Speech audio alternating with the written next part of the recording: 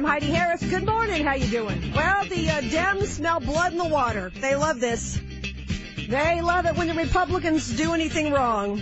Now, there's an affidavit that was done by the chairman of the Gaming Control Board, which, yes, I read the entire thing last night. And basically what it's come down to is he had a meeting with Adam Laxalt that he considered to be highly irregular. Nobody's saying Adam Laxalt broke any laws here. Everybody relax. Nobody's saying that. But he had a meeting with him, and basically, I'm going to not bore you with a lot of details other than to say this. The Gaming Control Board is, according to the chairman, okay, I'm not an expert on Gaming Control Board laws, but the chairman says he's not allowed to get involved in private litigation. And basically what happened was the Sands Corporation wanted Gaming Control Board folks to get involved and write something to the court about if they wanted a judge off the case, and they also wanted certain documents to be kept private, and the Gaming Control Board does not get involved in this. That's not their policy, okay? And so they ruled that, and the deputy attorneys general understood that that wasn't what you're supposed to do, okay? Well, then Adam Laxalt wanted to meet with the chairman of the Gaming Control Board, actually met with him in a coffee shop, for heaven's sake. According to the affidavit, was frantically trying to, get him to meet with him before he left town because the chairman of the Gaming Control Board was planning to leave town and go on vacation with his family. And Adam Laxalt's frantically trying to get a hold of him because something was going to happen in the court the next day. I'm sparing you a lot of details. The 14-page affidavit or whatever it is. But bottom line is, he met with him. He asked him if they could do this, and they couldn't, and that was the end of the meeting. But he recorded it, and that's what's interesting. He determined, and this is according to the affidavit, he said, I determined, because of the unusual circumstances, that it was in my best interest and those of the state and the Gaming Control Board to record the oral conversation. All right. And so anyway, long story short, this is the kind of thing they're going to use against Adam Laxalt long term.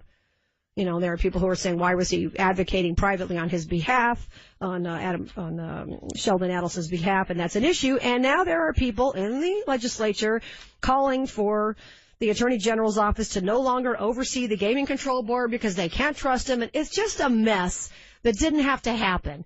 And I like Adam Laxalt, and I think he's been a good AG. I like his stance on question 1. I think he's been a good AG, but this is the kind of stuff that gives the left so much fodder. Witch hunt. This is not a witch hunt. It shouldn't have happened. You're meeting the Gaming Control Board chairman in a cafe to discuss something going on. And then they had a meeting where the Gaming Control Board wasn't invited. And that was highly irregular. No one's saying it's illegal, but it's just stupid stuff that you don't do because you give the left all kinds of fodder. And now this is going to be a distraction. And when Adam Laxalt runs for governor, which by all accounts he's going to, this is the kind of thing they're going to bring up again and again and again and pound him over the head with. And you got to ask yourself, why are you doing this? Well, I know why, but why are you doing this? Don't do this to yourself. To quote Top Gun, you got to do it better and cleaner than the next guy, especially when you're a conservative. You just do. Wow. What? Quoting Top Gun this morning. Well, I like it. Right? You got to do it better and cleaner than the next guy. You just do, because there is just no slack given to conservatives. You got to let them go. None.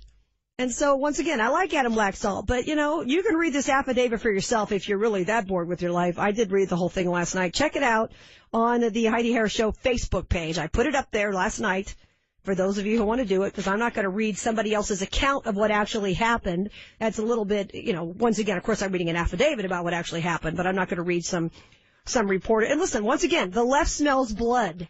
And the reporters who are up there doing nothing else but trying to bring him down are going to use this. What can I do? I can't do anything about it.